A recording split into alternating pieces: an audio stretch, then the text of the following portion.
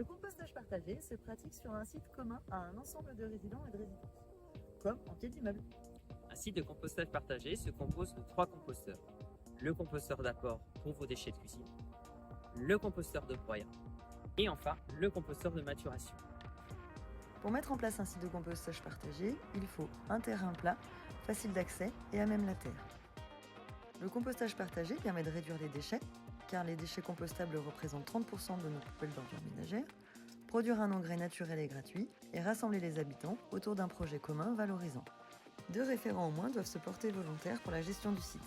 Ils seront le lien entre les utilisateurs des composteurs et les maîtres composteurs du Civalor en charge du suivi jusqu'à une complète autonomie du site et des référents. Que puis-je mettre dans mon composteur ? Les épluchures de fruits et légumes, les fruits et légumes pourris, les agrumes, elles se décomposent très bien et n'acidifieront pas le sol, les restes de pâtes, riz, pain et autres aliments à base de céréales. Attention, le compostage n'est pas une raison pour gaspiller de la nourriture. Les sachets de thé et tisane en papier, filtre café et marc de café, les essuie-tout utilisés pour la préparation du repas, pour l'épluchage des légumes par exemple, les coquilles d'œufs bien écrasées. Les petites astuces. Placez du carton au fond du bioseau, comme le fond d'une boîte d'œufs, le rouleau d'essuie-tout ou de papier toilette, pour absorber les jus, et le carton pourra ensuite aller au compost.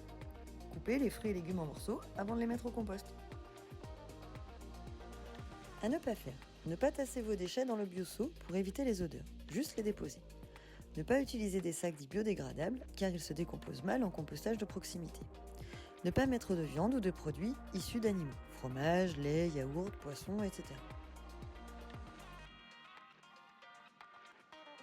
Le broyat permet d'éviter le tassement des déchets et maintient une bonne aération, d'absorber le trop-plein d'humidité, d'éviter les moucherons. On ajoute en broyat environ la moitié de ce que l'on a déposé en déchets de cuisine. Le Civalor ou la communauté de communes peut vous fournir cette matière. Il est également possible d'utiliser des feuilles mortes de la résidence ou de faire appel à votre prestataire d'espace vert. Pour assurer une bonne aération, le Civalor peut vous fournir un aérateur. Le transfert en maturation permet de relancer l'activité biologique et le processus de compostage en remélangeant les déchets, que les habitants remplissent toujours le même composteur, d'obtenir un compost bien décomposé et facile à récupérer. La phase de maturation, de 3 mois environ, permet d'obtenir du compost, reconnaissable à sa couleur noire, sans déchets visibles, sauf le bois, et avec peu de petites bêtes. C'est un engrais naturel qui remplace l'engrais acheté en jardinerie. Les référents. Vous êtes motivé pour vous occuper d'un site de compostage partagé ? Voici vos missions si vous les acceptez. Vérifier le respect des consignes de tri, brasser à l'aide de l'aérateur, environ 5 minutes par semaine, organiser et réaliser le transfert du bac d'apport vers celui de maturation, environ 30 minutes 2 à 3 fois par an maximum, s'assurer du stock de broyat, être l'interlocuteur ou l'interlocutrice auprès des habitants et assurer une bonne communication avec les voisins.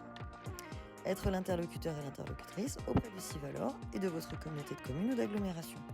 Soit environ 10 minutes de gestion par semaine. Si vous souhaitez plus d'informations, contactez-nous.